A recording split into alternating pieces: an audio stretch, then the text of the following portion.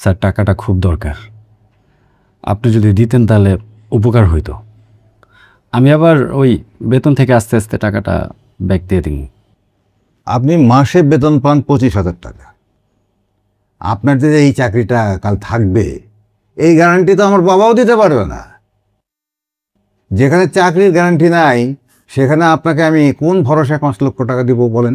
Sir মায়ের অপারেশনটা খুব জরুরি।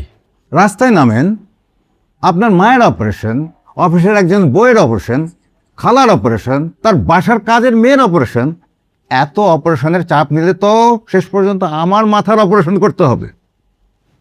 কি বুঝতে পারছি এই ব্যাপারটা আপনাকে? জি স্যার, বুঝাইতে পারছেন। তার মানে স্যার আমি টাকাটা পাবো না? আপনি এমনভাবে বলছেন যেন টাকাটা আমি আপনার কাছ থেকে ধার নিচ্ছিলাম। যান যান, কাজে যান, আর মনোযোগ দিয়ে কাজ করেন, আল্লাহ আল্লাহ করেন যাতে এই দুর্মূল্যের বাজারে আপনার চাকরিটা টিকে যায়। যান প্লিজ গো। আসসালামু আলাইকুম স্যার। ওয়ালাইকুম আসসালাম।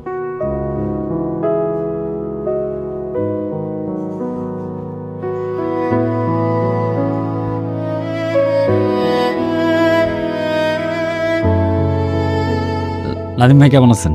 ভালো। তোমার কি অবস্থা? ভালো আছি ভাই। ভাই আমার আপনার সাথে একটা কথা ছিল। আচ্ছা, কথা পরে হবে। বস কি বলল? বস কিছু বলে নাই তো?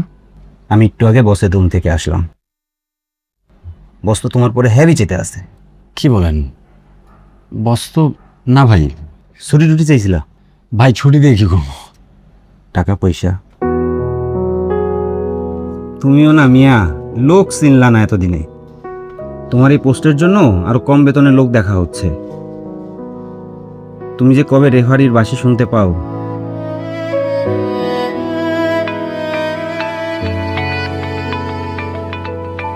ভাইও একটা ফোন নিয়ে আসি। আচ্ছা যা। হ্যালো, ভাইয়া তুমি কোথায়? অফিসে। আর কই?